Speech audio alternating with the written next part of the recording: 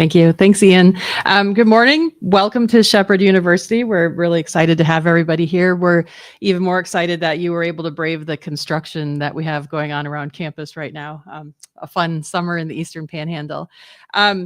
I'd also like to thank the Byrd Center for Congressional History and Education, the space that we're in right now. They're really great partners of ours, and we like doing a lot of events here.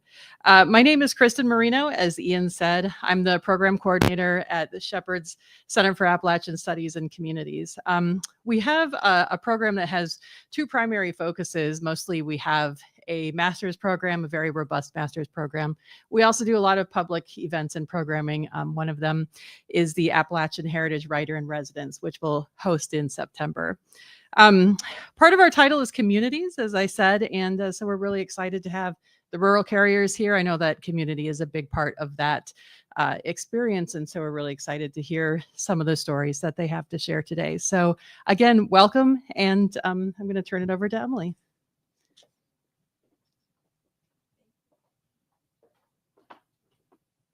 Thank you, Kristen. And good morning, everyone. Thank you so much for joining us today for this important conversation about rural letter carriers and the indispensable role they play in their communities. Rural carriers are much more than just people who deliver the mail. They are lifelines of their communities, often the first to arrive in moments of need, the trusted faces in neighborhoods that can feel isolated, and the connection to the outside world for families who might otherwise be cut off. As a former West Virginia state folklorist and through the oral history project Rural Free Delivery Mail Carriers in Central Appalachia that I conducted for the American Folklife Center at the Library of Congress, I've had the privilege of talking with and documenting the stories of many rural carriers over the years. And I've come to realize just how deeply their work goes beyond the physical act of delivering a letter. Their stories are often not heard by a wider public, but they reflect the essence of what it means to serve, to care, and to build communities in a world that sometimes feels more divided. So today's event is a chance for us to hear those stories firsthand. We're joined by some incredible individuals who have dedicated their lives to this vital work. Rural carriers like Tim Thomason, who is now retired but spent over 30 years serving his community in Princeton, West Virginia, and who I also had the pleasure of interviewing for the Oral History Project. Susan Rowan, who has gone above and beyond as a rural carrier in Buckhannon for 30 years now, and Don Maston, who serves as the president of the National Rural Letter Carriers Association is a passionate advocate for preserving the U.S. Postal Service and its role in rural America. We're also joined by Sarah Anderson, whose work as the director of the Global Economy Project at the Institute for Policy Studies works at the intersection of policy and the rural economy, has shed light on the importance of preserving the Postal Service as a public good. As we celebrate the 250th anniversary of the U.S. Postal Service, let's take a moment to appreciate not just the history, but the ongoing work of the people who continue to make this service a vital part of our lives. We'll hear from them today and be reminded of the importance of keeping this public service strong, not just as a mechanism for delivering mail, but as a vital institution that connects people, fosters community, and brings hope. And lastly, I'd like to thank Dr. Ben Bankhurst, Director of Shepherd University Center for Appalachian Studies and Communities, as well as the center staff, Kristen Marino and Patrick Fuller, for their sponsorship and support for these events. So please join me in giving a round of applause to all of our panelists, and let's get the conversation started.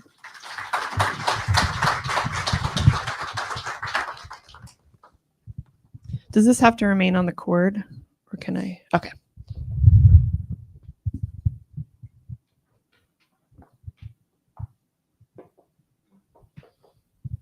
All right. Well, thank you all for being here today. And I thought I gave brief introductions, but I thought I'd give you the chance to each introduce yourselves and tell us a little bit more about your work and how it connects to this theme of rural carriers as vital lifelines in their communities. So, Tim, would you like to start?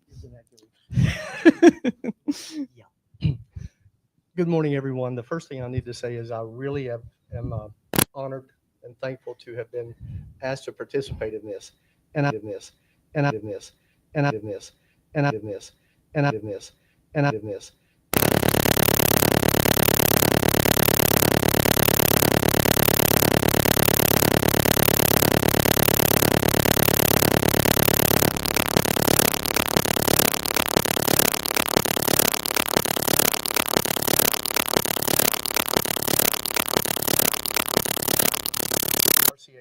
carrier, RCA the relief carrier, RCA the relief carrier, RCA the relief carrier, RCA the relief carrier, RCA the relief carrier, RCA the relief carrier, RCA the relief carrier, RCA the relief carrier, RCA.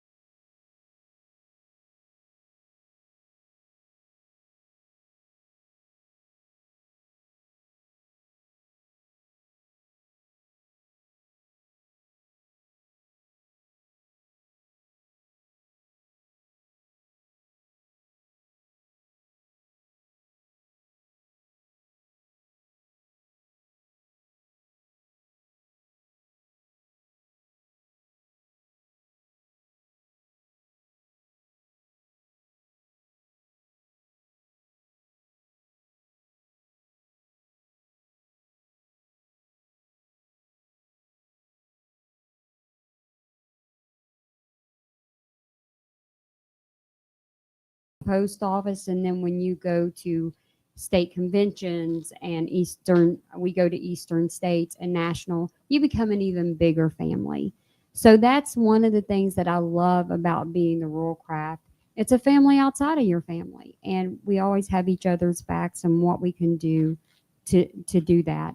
I started out at 20, basically in the Postal Service. I had a young daughter. It afforded me the time not only to be a stay-at-home mom, but to also have a job that was going to end with, that was a career position that I was going to have a pension and be able in the future to help take care of my family. So I'm very, very proud to say that I'm a rural carrier.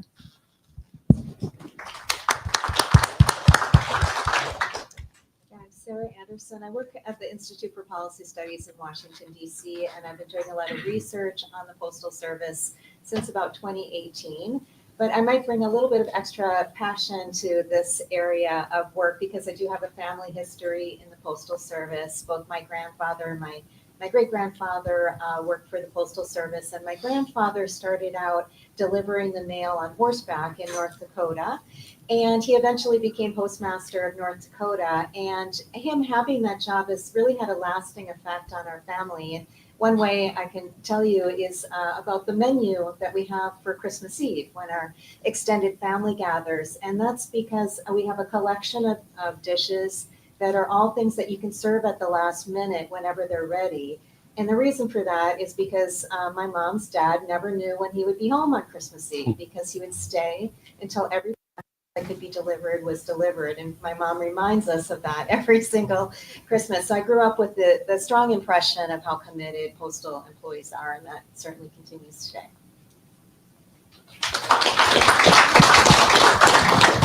Good morning. Oh, mine's hot.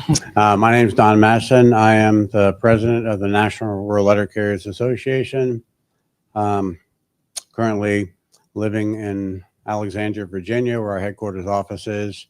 I've held many positions in the union over the years, but I think, and by having all these different positions and being an advocate and fighting for rural carriers from the local store level all the way up to the position I hold today, battling with Congress and battling with individuals at the highest levels of government to do what's best for rural carriers. Oftentimes it's overlooked or forgotten that there was a time when back in San Diego, and I've been 35 years now, I've worked for the Postal Service, and I too, just as Tim, went into a room, there was about 500 or 600 in the room, never expecting that this would be where I would end up today. But I spent probably 17 years of my career not only fighting for rural carriers, but being a rural carrier and actually delivering the mail. And I have all of the same stories and experiences and reflections that the only difference is I've transferred a lot from different offices and moved around as a rural carrier, taking advantage of different contractual things we had. So it gave me an opportunity to see things from a lot of different perspectives.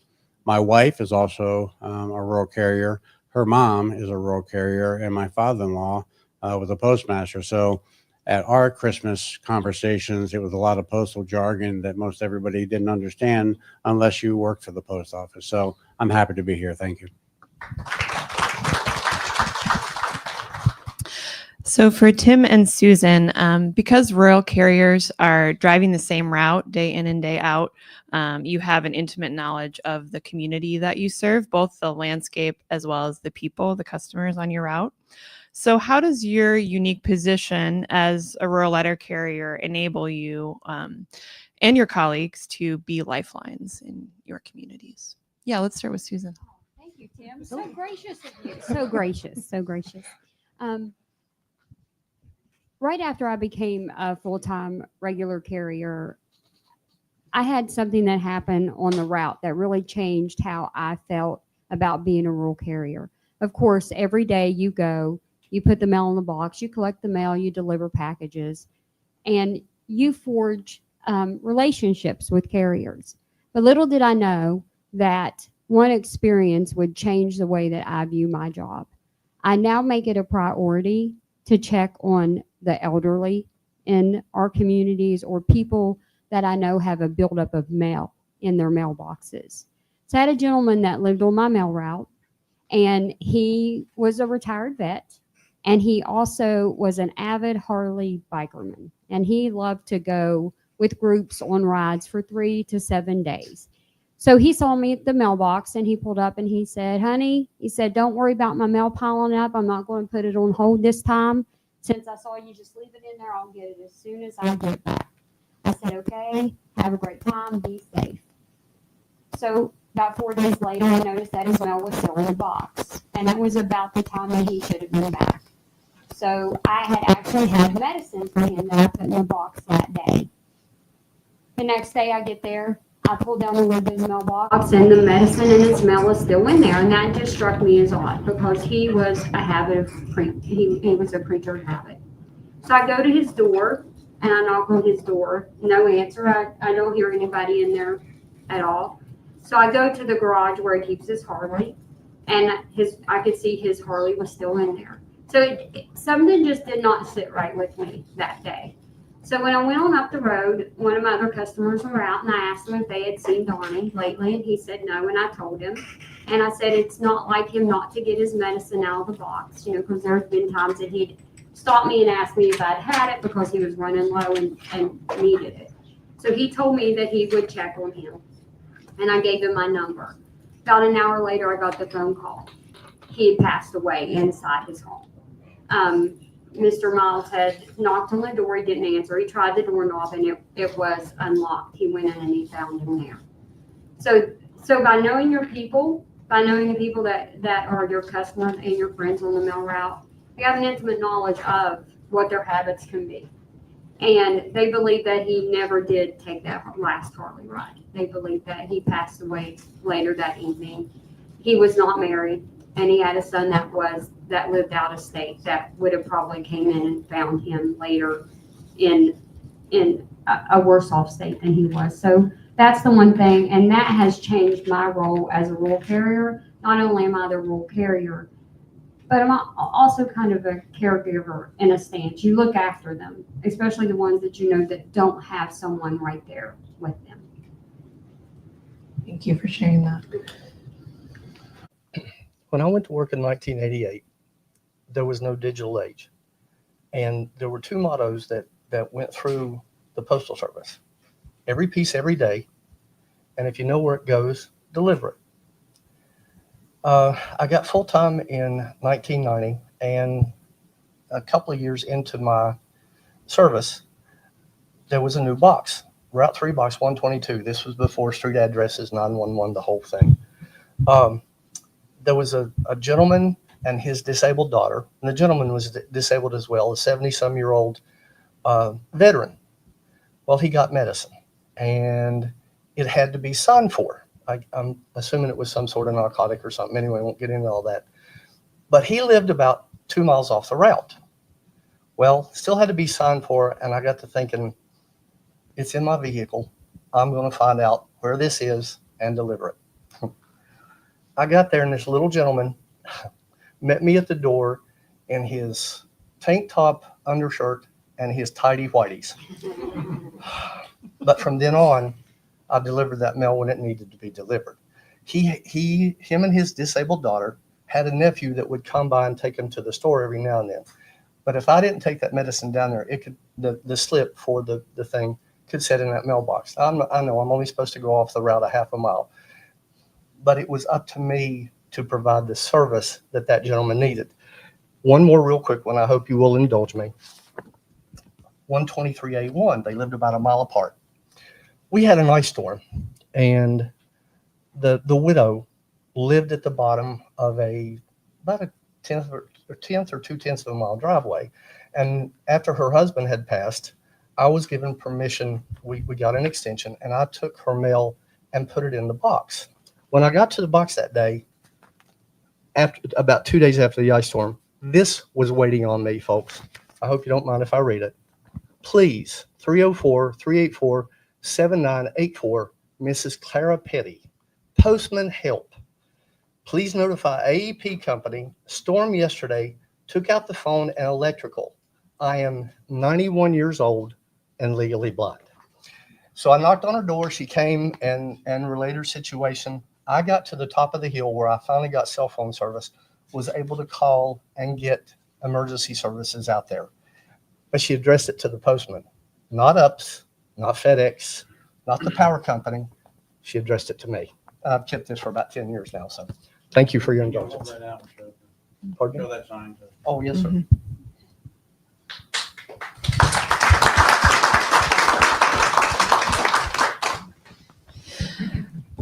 Thank you both for doing that very important work for your communities. I'm sure your customers are so appreciative. Don, I'm curious from a national perspective, how rural carriers across the country are serving as frontline workers in the face of national disasters and other emergencies. And we've certainly had our share of them. And while oftentimes rural carriers, postal workers aren't recognized as essential workers, we couldn't be any more essential in the times of natural disasters. I was carrying mail back in the days of anthrax, and we were out there delivering mail, fearful for our lives, but we were out there every day showing the community that things are going to be okay. They see the postal worker, they see the rural carrier, they have a sense of normalcy. And the same was true after, excuse me, after 9/11. Anytime, even during COVID, rural carriers are out there and we're out there in many ways putting their own lives, taking potentially harmful bacteria and things back to their families, fearful of doing their job, but the commitment to help the community and bring a sense of normalcy that was there. These stories of finding elderly people or knowing their customers, the sense of community that we have, they're not just isolated to the Appalachian area. They're nationwide, and we hear these stories submitted through the Heroes program the Postal Service has. We have the fortune of reading a lot of these stories, and they're rural carriers that do heroic actions every single day. And sometimes it will be there's a car accident and they're the first responders there, so they're serving the community and those types of emergencies as first responders, calling the 911, staying there, doing what they can do until the first responders arrive. Also, when mail piles up in boxes, they know their customers, they know that Mrs. Jones should be out there, and they go and check on her as wellness checks, doing welfare checks on individuals. And it's not just the elderly. Many times I read stories of rural carriers that find, and this actually happened to me when I was delivering my route, find a small child wandering in a place they shouldn't be, heading towards a 4-lane highway. We know the community, we know who that child is, we know who they belong to. In many cases, we'll hear of a carrier that will actually know who the mother is. She works at the CVS or wherever it may be. Call and say, hey, little Susie's down here on the road. I've got her in my mail vehicle or my LLV. Can you come get her? Because she's not supposed to be walking down here. And while that may seem like a small thing, that potentially saved that child's life, because that little child could have wandered out into traffic, been abducted. It could have had a much different ending. So from the huge disasters right down to averting the small disasters in the communities, rural carriers play an essential and vital role. Don, I think you might have to step out for a moment for an interview. Yeah, that's what I'm told. I have to pop out.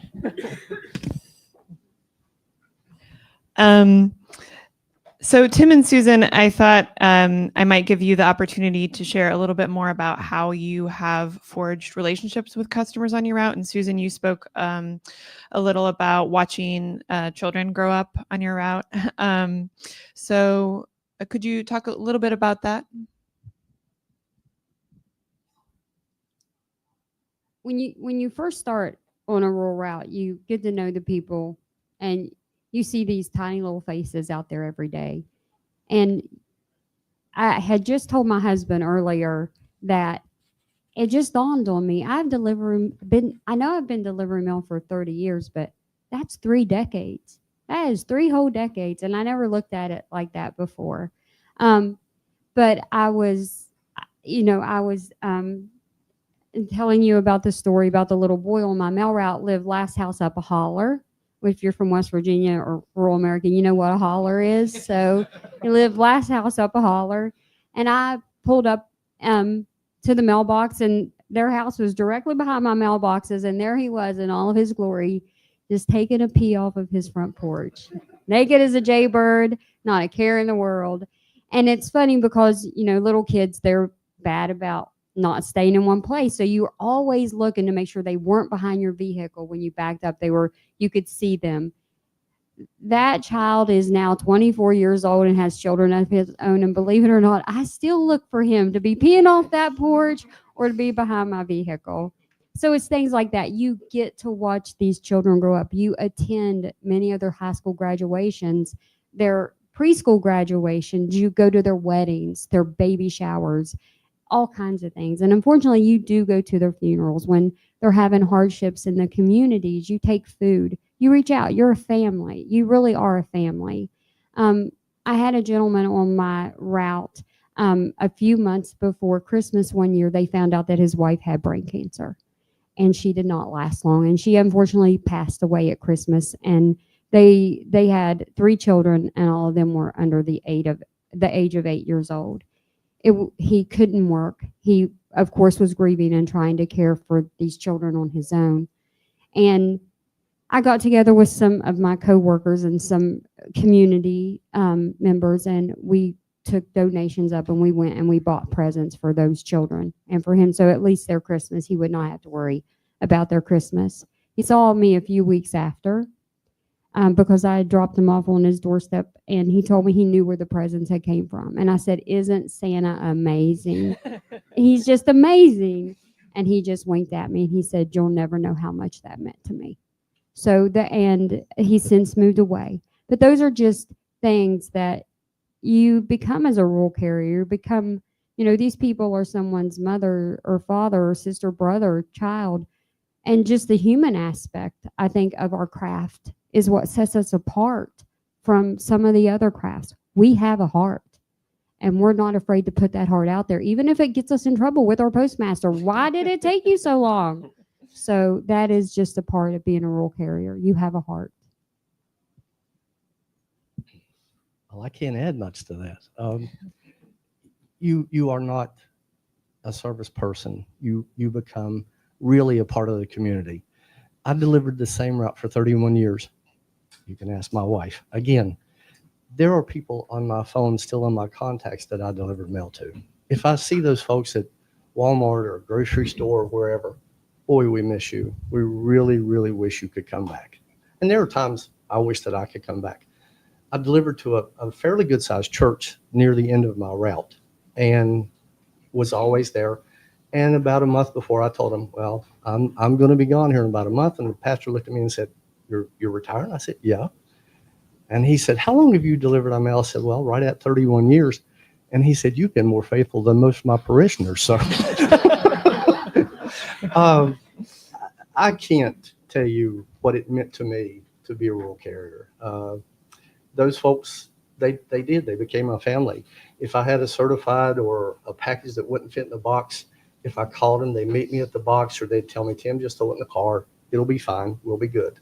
So I really don't see us changing much. And my stories may be unique to me, like Don said, but they are not unique to the rural craft folks. This happens on a daily basis, and I am so proud to be a part of it. Thank you, Tim. So, Sarah, to bring you into the conversation, I'm curious how some of the research that you have done support these stories, and how, what you see that rural communities would lose if the Postal Service were privatized. Yeah, thanks for that. So there are many, many people who view the Postal Service as this essential public service, as a lifeline, as the, part of the social fabric, like we've been hearing about so far. There are also people who view the Postal Service as a potential source of profits. And we got incredible insight into this recently because a report that Wells Fargo investment analysts had put together was leaked to one of the other postal labor unions. And so we could see exactly what they're intending or what they would like to do with the Postal Service to extract profits from it. They put together this report in the context of President Trump putting privatization of the Postal Service back on back as an issue. He had promoted this idea during his first term, and in fact, one of his officials' reports came out calling for full-scale privatization, just turning the keys over to the system to for-profit corporations. There was an enormous public backlash, and so that lost momentum, but he's put it back on, and with enthusiastic support from Elon Musk and some others. And what this, so Wells Fargo laid out a step-by-step process for privatization. One of the steps was to raise package delivery rates by as much as 140%. That the goal there would be to fatten up the hog before slaughter, to make it more appealing to private investors in the system. They also talked about harvesting the resources from postal real estate. You own 31,000 post offices across the country. And so that is Wall Street speak for selling off and closing a lot of post offices. And, who would feel the rate, have the rates go highest and lose the most post offices? It would be rural communities, because those are the more expensive parts of the system.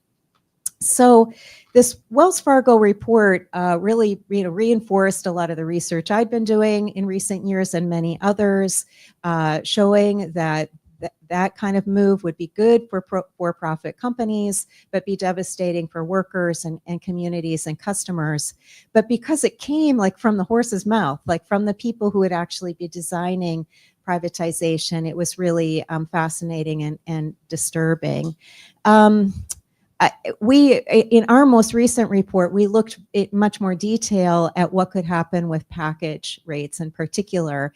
And what we did is we looked at what UPS and FedEx are already charging in terms of extra surcharges for people who are sending packages using their own packaging materials to more remote zip codes. And the highest surcharges, of course, would be on Hawaii and Alaska, but there's also these area surcharges if you're delivering to zip codes in small towns, rural communities, and even a lot of suburbs that are places where nearly 100 million Americans live. And we also looked at how much these private carriers charge for things like picking up packages as they're going along their route for people who might have trouble getting to a UPS or a FedEx place. And for fun, I looked at, well, how much would UPS charge to pick up a package on the family farm where I grew up in Minnesota?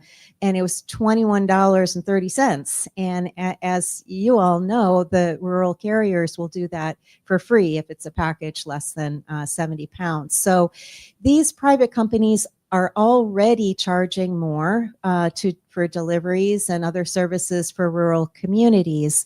Our major point was if they no longer have competition from a public service that is committed to providing affordable rates, those fees are going to go way up, or they could cut off service altogether on more expensive routes. So, and there's so many other ways that rural communities would feel the increased rates and the loss of services harder than other parts of the country. Because they've lost so many rural pharmacies. People in rural areas do rely more on medications being delivered through the post. Because not everyone in rural areas has access to good broadband, they rely on first-class mail to pay their bills and do all kinds of other things. Because polling sites are much further apart in rural areas, many people in rural communities, especially if they have trouble getting around, rely on vote by mail. And so it's a scary prospect, but I want to say that I think while we need to be vigilant about this possible full scale privatization of the Postal Service, I kind of think the most immediate threat might be more of a partial kind of stealthy privatization of pieces of the system. There are already some politicians out there talking about, well, let's just leave the last mile delivery to the public service and have private corporations do everything else. And I think that's dangerous for a couple of reasons. One is they could get it done more easily without having to go to Congress for approval. And the reason that's a big deal is there is strong bipartisan opposition in the U.S. Congress to privatizing the Postal Service. But you could circumvent that by doing some of these piecemeal things. And then the other thing is that a lot of people who hear that kind of idea, oh, we'll leave the last mile to USPS and let corporations do the rest, they might think, well, that's not so bad. I mean, that's the part of the service people are most aware of. They know their carriers. Everybody loves their carriers. They might not think so much about the rest of the whole system. But if you hollow it out, if you take out the more profitable parts, especially the package processing and all of that, it's going to be much harder for the Postal Service to fulfill their universal service obligation of going to every address in America at least 6 days a week. It could lead to more of a financial strain, degrading of the service, and that could open the door to full-scale privatization. So I think I'll leave it there. Thank you. And Don or Tim or Susan, I'm curious if you have anything to add to that from your perspective. What would be lost specifically for the communities that you serve with privatization? I kind of came in late to the conversation here. I apologize. But I kind of have a little different take of concerns on privatization attempts and why this union strongly has opposed it. We have made it clear to Congress. We've gotten the public behind us. We've turned our rural carriers into activists that have been out there making their congressional representatives aware that this is simply unacceptable. And what we fear potentially could happen is what's easier for the Postal Service to maintain, and if it were to be privatized, it may be the rural communities that might be cut off and be disproportionately negatively impacted because it's not necessarily profitable. If they would have to add to maintain the universal service obligation, they may have to add surcharges to the rural communities or just cut off service altogether to the rural communities. And then the individuals that rely on the Postal Service to bring their medications, be the lifeline, the eyes and ears of that community, would just simply cease to exist. So that is our concern. We certainly want the Postal Service as a whole, every single aspect of it, to remain a public entity and remain the Postal Service and not be piecemealed out. And any, whether it be a clerk, a mail handler, a city carrier or a rural carrier, we don't want any of this treasured institution to be sold off to the highest bidder and become a profit-making machine. That, and Wells Fargo has put out reports and papers. There are people that are poised to jump in and make no mistake, there are individuals that are just waiting to try to make a big profit off the Postal Service.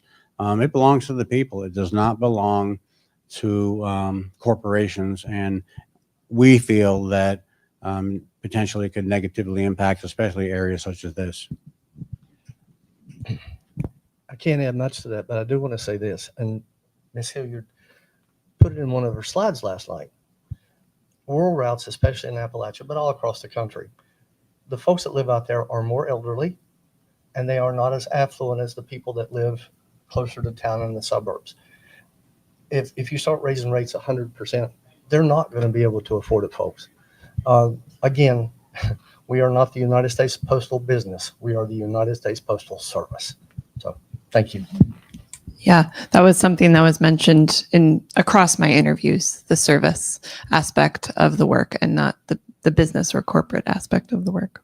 If I could, Tim, you brought up a really good point that especially for some of the elderly and some of our veterans that live out in these areas, if the cost to have their prescription medicine is doubled or tripled, or they have to go 30, 40 miles one way to town to pick up their medicine, they may have to make a hard choice just to do without their medication.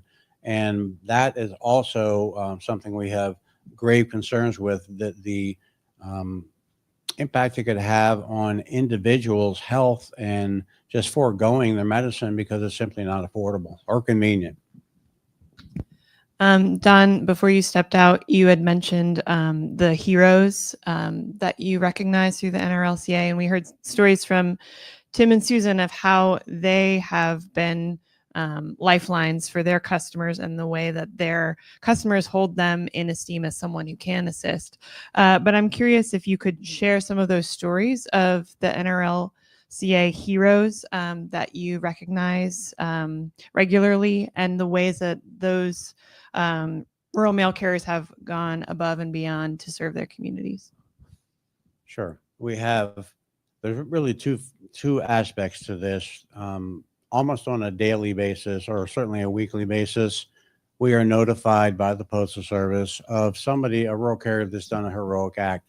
Now, it may be something as extreme as running into a burning home and pulling out a child or an elderly woman, or just, someone that's unable to get out of the house, or bang on the doors and make them aware. Those are heroes. Those get sent to postal headquarters, and we receive those stories and we put them out on all of our social media for everybody out of the nation to see who that is, like, share, and really get the word out and really recognize and appreciate those individuals. And those stories can be anything from assisting in an automobile accident to seeing a house on fire, or there was a story, list goes on and on. We see those on a weekly basis. We get those. What we do at our national convention that we have annually, we take all of those submissions and we have a host of judges. They may be a fire marshal, a doctor, they're different individuals, and they will pick from each of our 4 areas that we recognize in the country, and we bring those individuals to our national convention, and we recognize those for their heroic actions, and let them address all the members that we have gathered at our annual convention. It's a special moment for them, and it's just our way of saying thank you back to them and recognizing them. We wish we could bring every single one of them to recognize, but we have to choose a certain number of them. But we do that, and most times they're I would say almost every time, they don't see themselves as heroes. They just say, I was the person there. I had to run in and help the person that was a lawnmower had rolled over on there, and they're down in the ditch laying there. They would have perished had they not received help. Different things happen on a daily basis, that the rural carrier is there in the community every day, and oftentimes they're the only one that would have driven by and actually seen that person. And without their knowledge of the community, knowledge of that neighborhood, and knowledge of that particular address, that in many cases that individual would have perished were it not for the rural carrier being there and being alert. Yeah, and I think that really speaks to the human function, and also the way that, in a city there's more population density, there's more services, And in rural communities, that is often the rural mail carrier who is that service and is those eyes and ears. So as a folklorist, I'm interested in the material culture and the culture of work, and those were some of the stories that I loved hearing. And so one of the things that's also different from city carriers is that often rural mail carriers drive their own vehicles. And so Don and Susan and Tim, I'm curious if you could share some stories about the vehicles that you've driven over the years and how, some people sit on the right or sit in the middle and steer with the other hand. But curious to hear some of those stories and the daily realities of your job.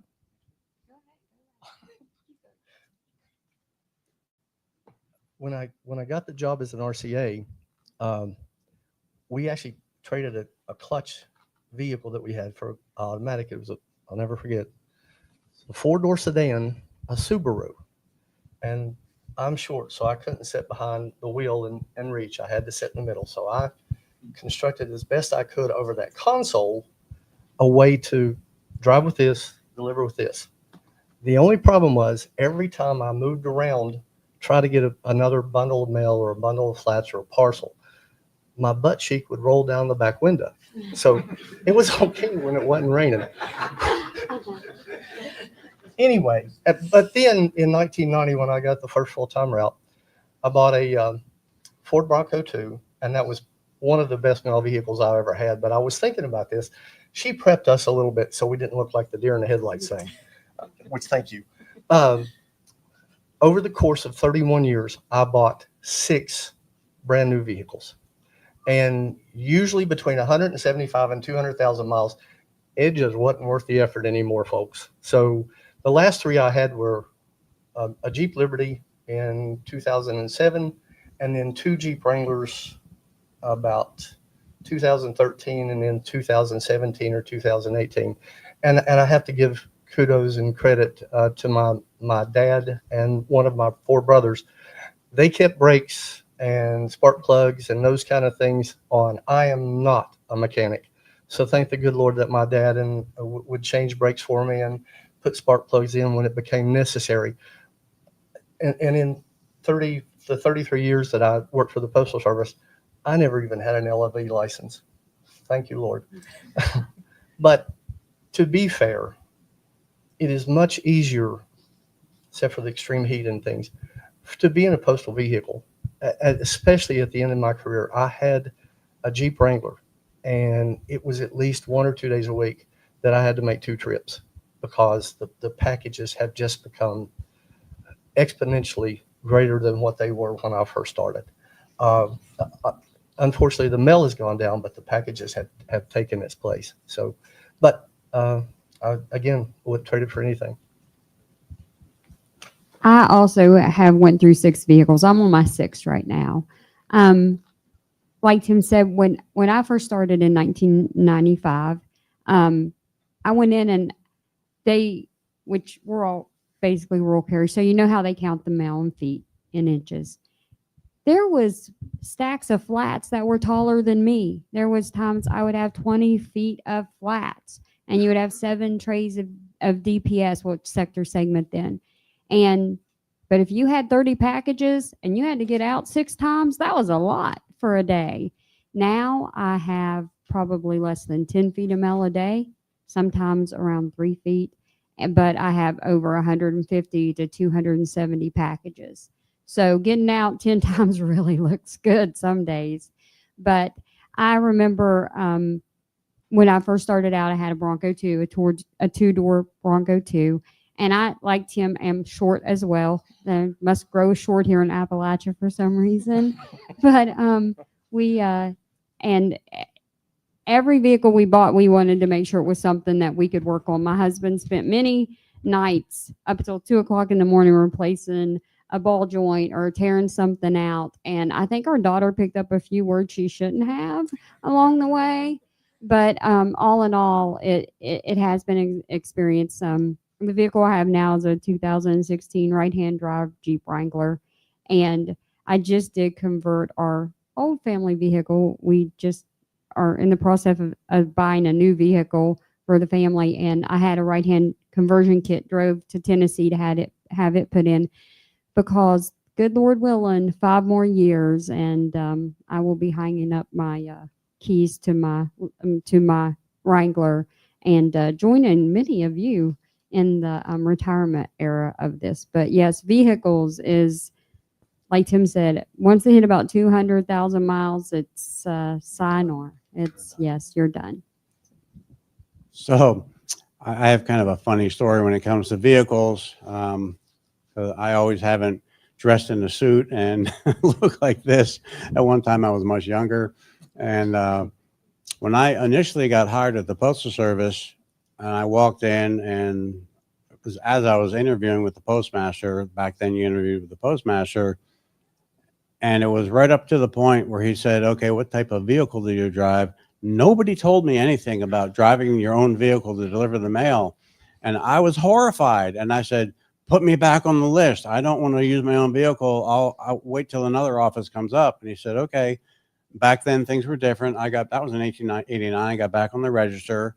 And then in 1990, an office came up that had DJ5 Jeeps, and they had LLVs and half tons and postal vehicles. So I started my career then delivering out of postal vehicles, and I thought that would always be the way it was. But then I transferred to a different office. I moved out of San Diego and moved up to the Los Angeles area, and I had to provide my own vehicle. That's when I fell in love with the DJ5, the little old postal Jeeps.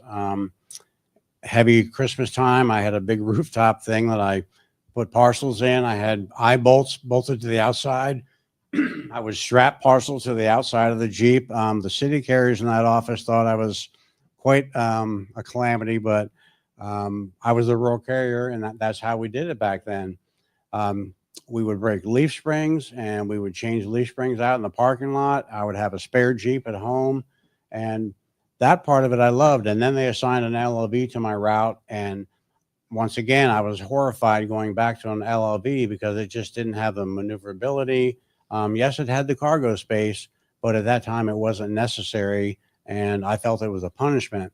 Now, on the flip side of that, my wife was a rural carrier, and she had a POV, and as the husband of a rural carrier, and she would call me up and say, I'm at the gas station and my gas lid won't open.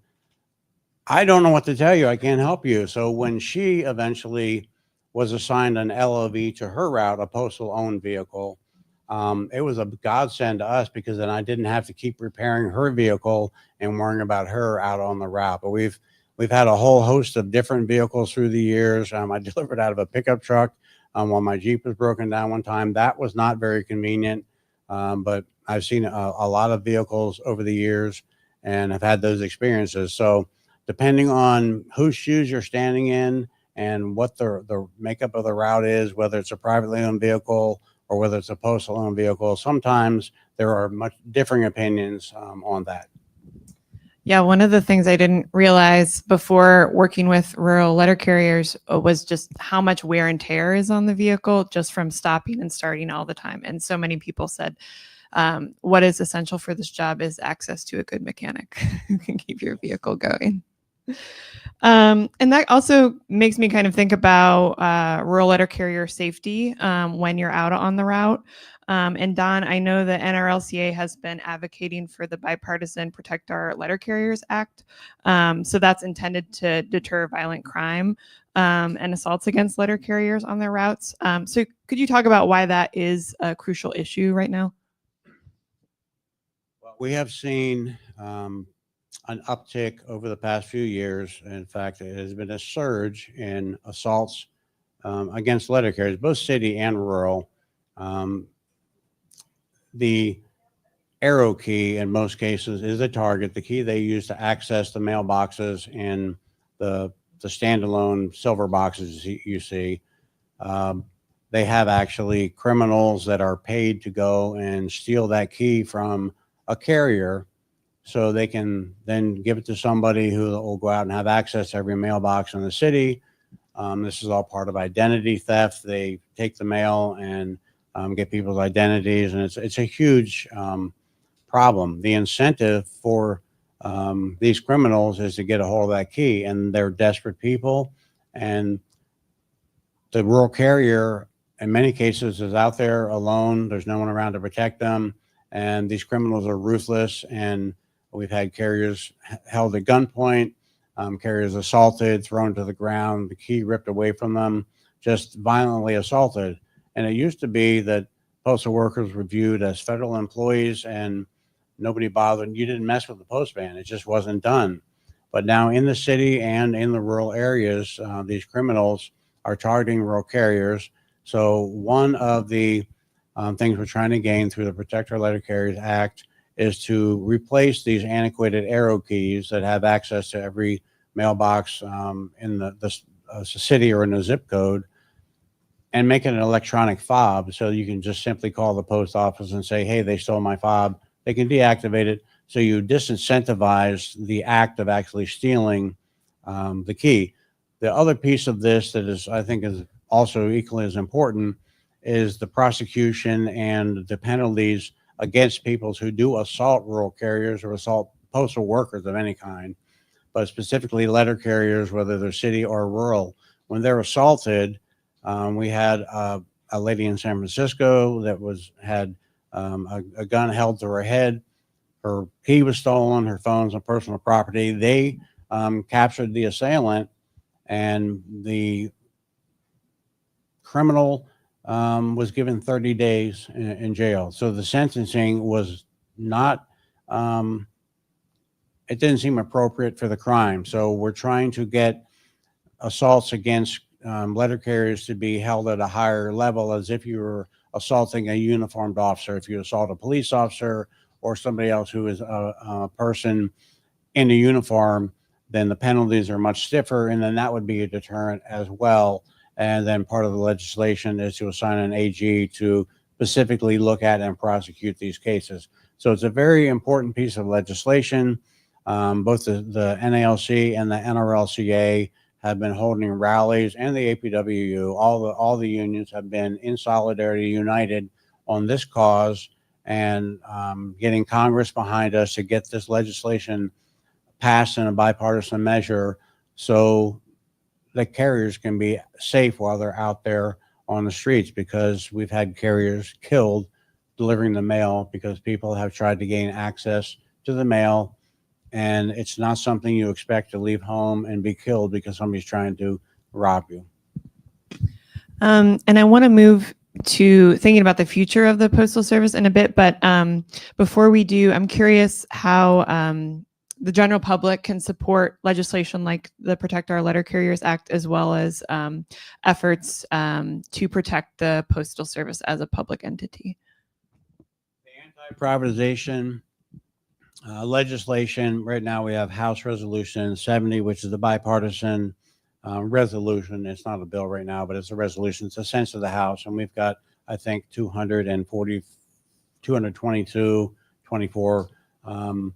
bipartisan co-sponsors on that. So it's sending a strong message to the administration that there's not an interest from the public. That doesn't mean the public can just rest. We have to keep our foot to the pedal. We have to continue having our rallies and get as many co-sponsors signed on to send a strong message that the American public has no interest in privatizing the United States Postal Service in any way, shape, or form.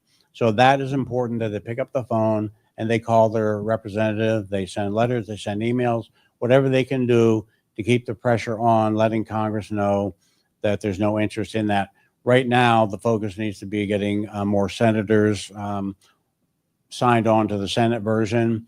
So that activism is what the public can do. The carriers, rural carriers, have been holding rallies, bringing awareness. And if we have certain representative of Congress who is refusing to sign on to this, then we may be holding rallies in their parking lots at their district offices and bringing awareness to the public that, hey, this representative has no interest in keeping the Postal Service private. And the same goes for the Protect Our Letter Carriers Act. We need voting constituents in congressional districts to call their representatives and make them aware that this matters to them, that the Postal Service matters to them, protecting their rural letter carrier matters to them. And that's done by what your zip code is, because when you call a congressional office, the first thing they ask you is, where do you live? Not because they want to know if you have a nice house. They want to know if you are a voting constituent. Okay. They want your zip code. Thank you. And so I would like to move to thinking about the future of the Postal Service. So I think tomorrow is the actual 250th anniversary of the founding of the U.S. Postal Service. And so, Sarah, starting with you, do you have ideas for what you would like, or what would be beneficial for communities and the Postal Service in general? What we want the Postal Service to look like, maybe at its 300th anniversary in 50 years. Absolutely. Yeah. I mean, thinking big and long term, in 50 years, I would like the United States to be a country where people are healthier, safer, have the care they need, and where all jobs are good jobs. And I think that the Postal Service can play a really big role in this, especially if they continue to evolve in the face of technology changes and changes in social needs, as it has done over the past 250 years. My grandfather delivered the mail on horseback. People aren't doing that anymore. So it's always been a system that's been evolving. And there are many ideas, creative ideas, that people have talked about to take advantage of this incredible network. You have the biggest delivery fleet in the country. You have, more than 30,000 post offices. It's an incredibly valuable treasure that we've all contributed to. So I'll just toss out a few. A bunch of these are ideas that would also help with postal financial stability by raising new revenue. And because there's been such a theme here of the care and the wellness kind of checks that postal employees are already doing, because you're going to every house every day, I thought I would share one that that relates to that, which would be to take what is already going on and make it a bit more systematic, like they've done in some other countries. In France, for example, families can pay a small fee, I think it's $20 a month, to have their postal employee check in with an elderly relative or disabled person, ask them a series of questions about their wellness, and then relay that information to the family or to social services if it's needed. Japan Post has a similar thing where you can sign up to have a half-hour visit with the postal employee and their customer.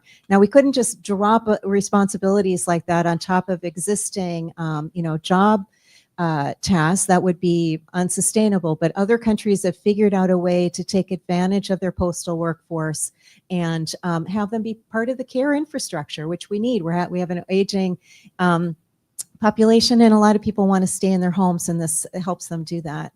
Another idea is more of a technical thing. There are proposals to put like high-tech monitors on postal delivery vehicles that could collect data that could be useful for public health and environment, with environmental risks, like everything from potholes to collecting data on pollution or cell phone coverage, that then you could contract with cities, states, maybe even companies to use that, who want to use that data.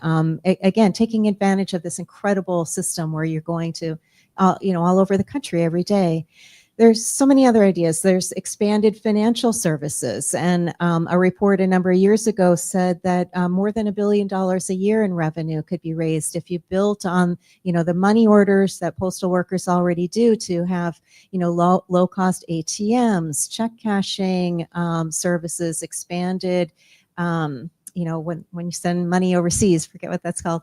There are ways that we could respond to, like food deserts, where people live in areas where they don't have access to fresh food. They might not be able to get to a grocery store. It might be too far. There's ways that the Postal Service could partner with food banks or with local producers to help, help with the distribution of food. Other ways to be part of the public health infrastructure. I mean, my God, the Postal Service delivered like 900 million COVID test kits or something like that. I mean, it's this incredible, phenomenal service that the Postal Service did as part of our public health system. And it showed the capacity. And that could be built on in different ways to deliver protective equipment or things. We don't know what the crises of the future might be, but there's a lot of potential there. So I have a few more I could add, but I think I will stop there, and because maybe I've gotten some creative juices flowing, just tossing out these kinds of ideas. My vision for the Postal Service, you know, in the next 50 years is I would like for them to embrace the heart of a rural carrier. I would like for them to have that community connection, have the dedication to the community like we do. I would like, you know, for them to just to embrace what rural carriers are all about, our dedication, our independent spirit as well, as carriers, and the way that we take care of our communities, our people, our coworkers, from whether they're in our craft or they're not in our craft.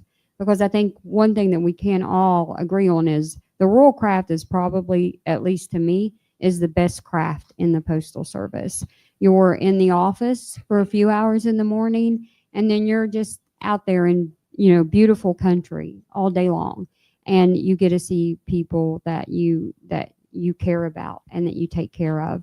So that would be my hope for the Postal Service, is that it takes on the heart of a rural carrier, and it understands that dedication and independence and community connection that we all want.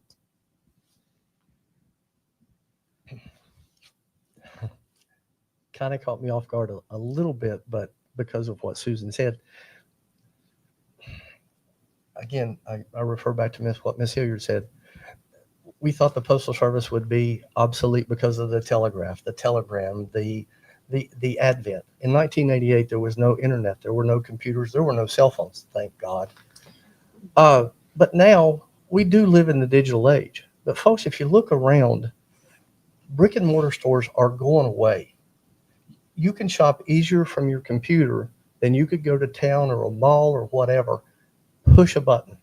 Once that button is pushed, it has to be delivered.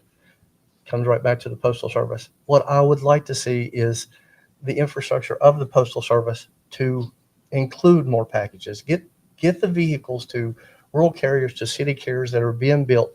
Give us the ability to do our jobs without having to make 2, 3, 4 trips because of the parcel volume. We need to keep the parcel volume.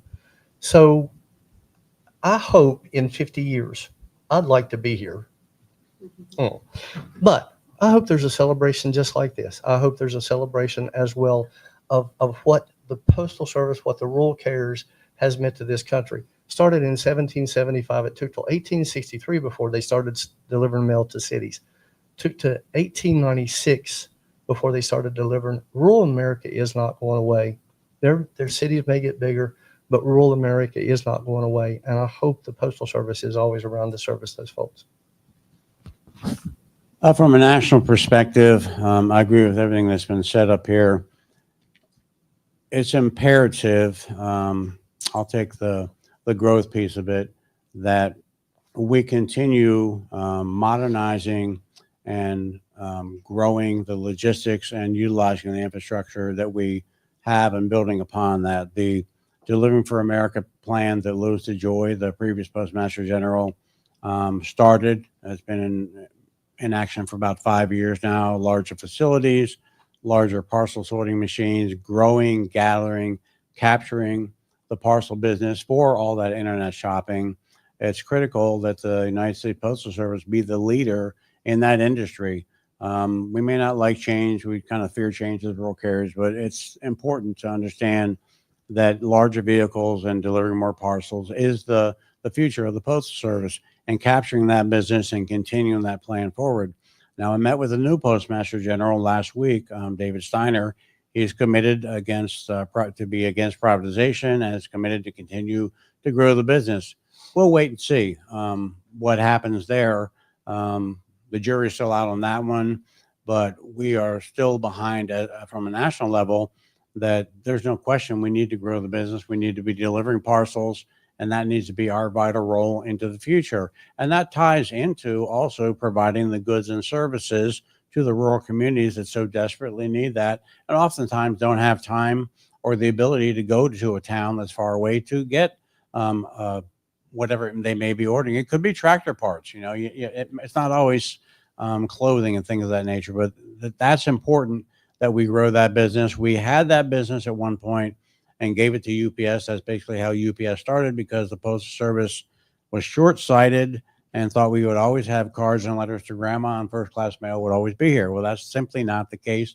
Today, we have to face reality, and the parcel business and the infrastructure and the modernization has to continue so we continue servicing the American people.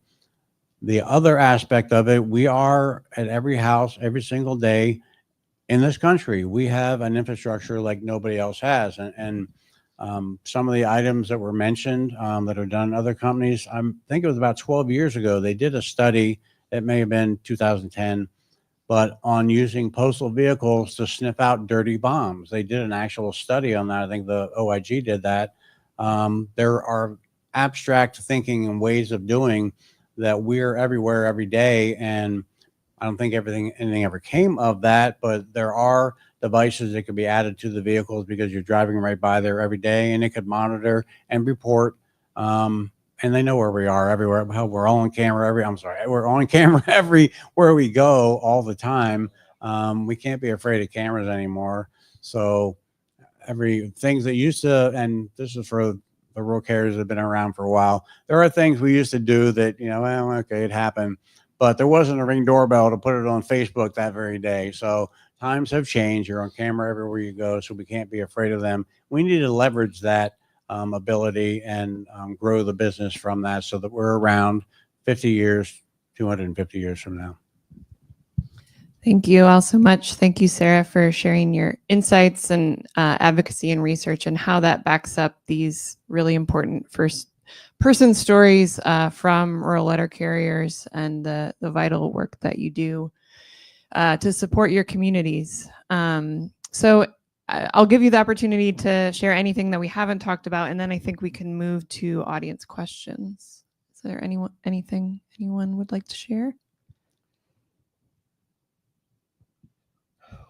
I really am not one to talk, believe it or not. But Dawn touched on something about the legislative part. Before 2012, folks, if you retired from the Postal Service with sick leave, they said, thank you very much. In 2012, 2013, you earned the ability to put that sick leave towards your annuity. About 4 or 5 years ago, there was a postal reform bill that finally got passed that we had been fighting for years. Things move slow in Congress, we know that. But it is imperative. Every meeting that I go to, I was proud to be on the legislative committee. I go to district meetings, I go to state conventions, I go to those things. And I urge folks, whether you're a postal employee, whether you're a private citizen, the only way that your representative is going to hear from you is a letter, an email, or a phone call. And they're not going to pay attention to you if you don't take the time to make that call, to send that email, or to send that letter. Like Don said, we as a craft, the rural carriers, have become activists. I don't like to call us protesters, but we do hold rallies, and those are important. Those get paid attention to. Last year, the gentleman in Reno, who represented that area, was not on board with the Protect Act. The day after we had that rally, he got on board. So it is important that you talk to the people that represent you, because that's what they do. They represent you. Thank you for letting me ramble.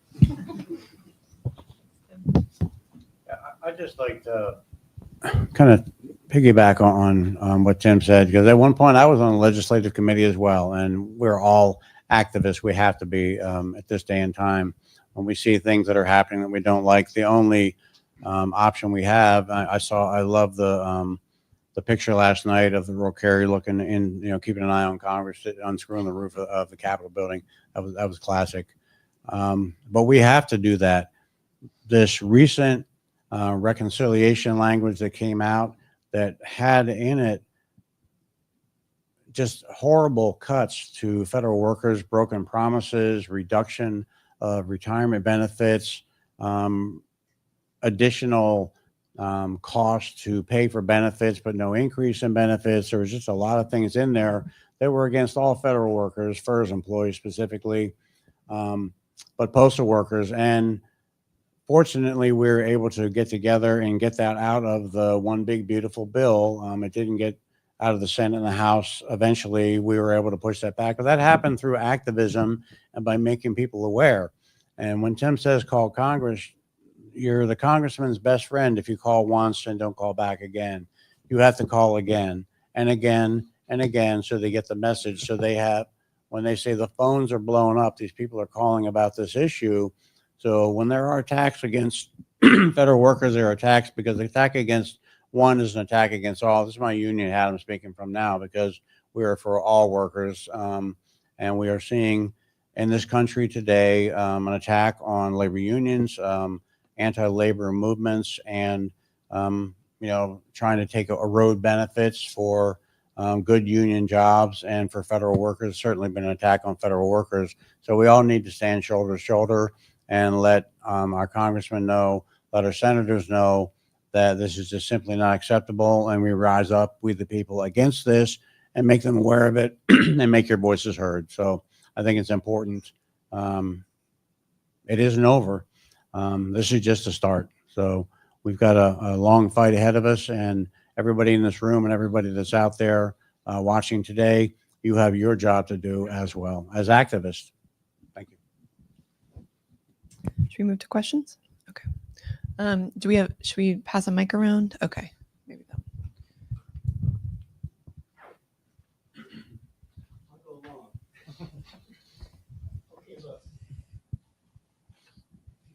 I need a little background on who I am. My name is Jim Surkamp. I am a journalist, a researcher. I have 613 videos on the history of this area on YouTube that have had 25,000 hours of viewing. My whole life has been research to the quality that it can publish. I'm just totally trained in accuracy, and you know when somebody knows what they're talking about, right? This is extremely important. Not me. Catherine Austin Fitz. Catherine Austin Fitz, YouTube, internet, former founding managing partner of Dillon Reed, former Undersecretary of House and Urban Development for the first George Bush, until she quit when she saw the vast, deliberate mortgage frauds. This is that rare person who has a IQ off the charts, a heart of gold, always tells you to pray, and my God, she was an insider. Nobody has informed me and illuminated me more than what she is saying. And this is particularly for you, all of us, but she gets totally into the weeds, and they're not weeds. This is the main point. Everyone says we have a huge deficit, which in 2012 was $21 trillion, and now it's $35 trillion. It's hidden in the dark budget. And just listen to her, not me. She can go on for 3 hours with every nickel and dime about this. And she said, what happened recently? She said, I was waiting to see if they were going to unhide the $35 trillion. And then because all of that can change everything. Not only would we have monetary equity, she calls it living equity, which is what all you guys are about and I'm about.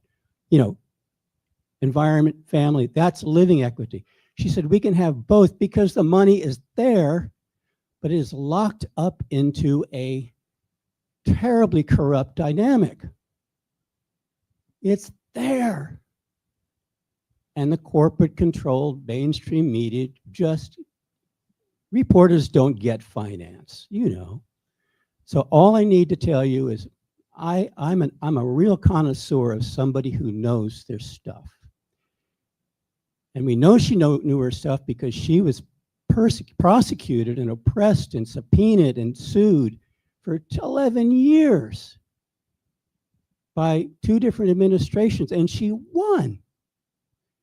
I'll leave it at that, but my God, we're talking the wrong game. God bless you guys. You're in the foreground. You're what we're fighting for. But just, and you, sir, especially when you're talking to people of influence, it's there. Thank you. Questions? Emily, there were a handful of acronyms used: LLVs, POVs, Yes, DPS. yes, yeah. Can you ask folks to dig into Yes. a little bit? I'll please? let the experts do the talk. LLV is a long life vehicle. That was introduced before I even went to work in 1988. So those things are close to 40 years old. Some of them have over 300,000 miles, and just about every day one of them catches fire and is irreplaceable. POV, postal owned vehicle, personal owned vehicle. That was what I drove on my mail route. Or a 204B. We need to change places. Oh, 204B is a temporary supervisor. OIC is an officer in charge, which means most of the time you're going in as the postmaster of a relatively small post office. DPS. Delivery point system. Delivery point sequence, and that's the mail that comes in order. I heard sector segment. That was mail that comes in segments that are within 20 inches that are in order pre-DPS, pre-delivery point sequence. We had FSS, which was flats that came, DPS flats, but those have gone away now. So as I said, at our Christmas parties, the postal acronyms is like a foreign language being spoken, but and we all speak in acronyms. We just we can't help it, but hopefully I clarified those. If I might add a little, I feel like I didn't say enough about how critical it is that the USPS is a provider of good jobs and how much that benefits the country. And I thought of it because Don talked about the attacks on collective bargaining rights for federal employees. And I just hope everyone understands that when you have good unionized jobs in every single community in this country, that lifts up everyone. You know, the private companies that would like to have all jobs be, you know, poverty wages and all, they have to compete with recruiters for federal employees. And so I really hope they don't succeed in, you know, creating divisions between federal employees who enjoy benefits and pensions and that kind of thing, because it really is in all of our interests to expand the unionized segment of our workforce nationally. And Postal Service, you know, nationwide, about 30%, I think, are Black workers. And I think last night you said that like 57% of rural carriers are women. So it's a very diverse workforce. It's a source of good jobs. And that's another reason to keep fighting to defend it as a public service. And Tim, not to put you on the spot again, but I do remember in our interview that you spoke about what that job, your union job, did for you in your life. And I don't know if you want to share some of that, but. We talked about that. From the time I graduated high school, I had permanent YDS disease. And if you don't know what that is, that's young, dumb, and stupid. I got married too early. Went past college. I worked production. Believe it or not, at one time they trusted me to be an armed security guard. Then I got into the thing about making gunpowder. It was a swing shift job. I literally lived 75 miles from where I worked. We carpooled and all that stuff. When I got the full-time route, they told me I was going to be full-time in April 20th of 1990. I really thought I'd won the lottery, and I did, folks, because I was able to provide for my family. It was stable. I knew I was never going to be laid off, and it was absolutely something that I enjoyed and loved to do. So why would we want to privatize that and take that away? God loved the UPS people. God loved the FedEx people. But I don't think they get involved with their community like we do. They don't go to every box every day. I went to every box every day. That was what they paid me to do. And again, I'm just really thankful to have had the opportunity.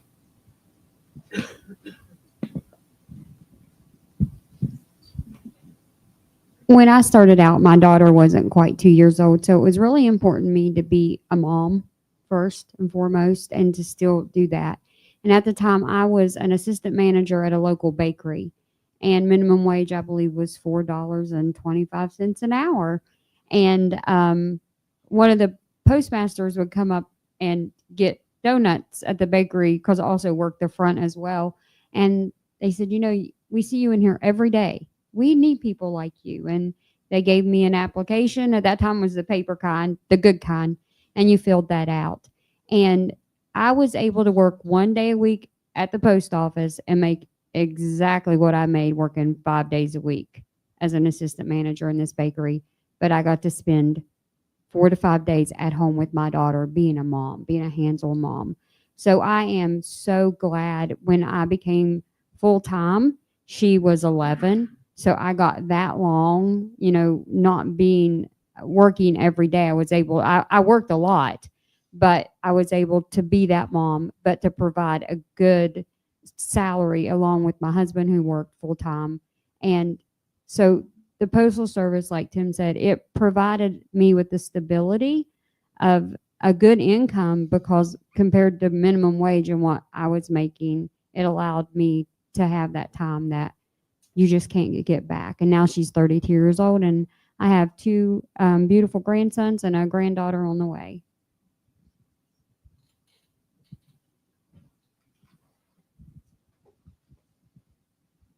Can someone speak to the finances of the post office in terms of, it's my understanding that Congress has required the pre-funding an excessive level of pensions, and that's been one of the financial issues. Funding of retiree health benefits that was introduced in 2006 in the Postal Accountability Enhancement Act, the PAEA. We actually lobbied for that, but in 2022, and with assistance from Postmaster General Louis DeJoy, the pre-funding obligation was lifted, so the Postal Service wasn't starting billions in the hole every year. They defaulted on that for a few years, but where we are right now, that was requiring retirees' retirement health benefits be pre-funded for employees, not only the ones that worked at the post office, not even ones that didn't even yet work at the post office, for postal employees who weren't even yet born. So only company, public, private, ever that had that obligation put upon them. So part of the financial situation was caused by that, and in 2022 with the Postal Reform Act, that has gone away, and 6-day delivery is now part of law. So that's another big gain in that. We got to remember the Postal Service 250 years ago and currently, it was never created as a for-profit business. It doesn't. This is important. I get out to everybody. Everybody in this room knows this, but not everybody in the world, not everybody in Congress knows this. Taxpayer dollars do not fund the Postal Service. The Postal Service is funded through the sale of goods and services, through packages, through stamps. That's what pays for the Postal Service. That's what pays for the health benefits and everything. Now, there may be some slight little tax breaks on some building lot, there's small little things in there. But 99.9% of the Postal Service is not funded by taxpayer dollars. And the American people don't understand that. And you would be shocked at how many people on Capitol Hill that are in positions of elected officials at the highest level of this country don't understand that. We fund the Postal Service, we the people, not taxpayers. So right now, I think the Postal Service is fairly solvent moving forward. There's been a lot of investment into infrastructure, new buildings, and new vehicles. There has been also loans for EV, and there's been a lot of controversy of the electric vehicles, EV, another acronym. I won't get into that, but as a whole, we self-fund, we self-support, and we belong to the people. I'll just point out that this 2022 legislation that help stabilize postal finances was bipartisan legislation. It's very, very rare to have anything pass on a bipartisan manner. And so it just shows the potential and the strength and breadth of the support for the Postal Service. Can any of you discuss the primary points of contention that are being used to validate privatization? I think it's consistent with the broader push that DOGE is leading, that we need to shrink government and turn as much as possible over to the private sector, because of course the private sector always does everything more efficiently and less costly. And when you actually look at the evidence, that's just a myth. That there's a lot of efficiency in a system, that it has the economy of scale and scope that the Postal Service does. If you look at other countries that have pursued privatization, everywhere the prices go up, the service is cut. I was going to mention in Italy, they only deliver in rural areas every other day. Think about that for medication deliveries and all. And there just isn't the evidence to back it up, but it's part of this broader push to privatize as much as possible so people can make a lot of money out of it and strip the profitable parts, the cream off the top, and leave the rest. Thank you. And I want to add to that as well. There was also the push to, in this most recent bill, there's all been an attack on federal workers, shrink the federal workforce, and there was a push to take away benefits, make the employees pay more for benefits, things of that nature, reduce the benefits that they've earned, work 30 years for a career, and then take away a reduction in the benefits in an effort, in reality, to create tax breaks for some of the wealthiest Americans. And when you're talking about using the Postal Service to pay for tax breaks, the Postal Service is not taxpayer funded. So it's criminal what they were trying to do. So I state that we had a victory, a bipartisan victory in getting that language stripped out. But folks, the reconciliation process starts up again in October. So like I said, this is a constant fight, and everybody here, we need your support. Thank you. Well, please join me in thanking our incredible panelists this morning, and thank you all for being here.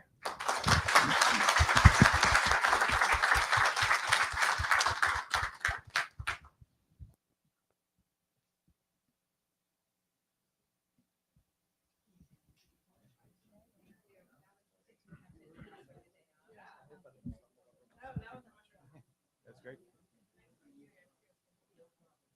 Thanks, Emily.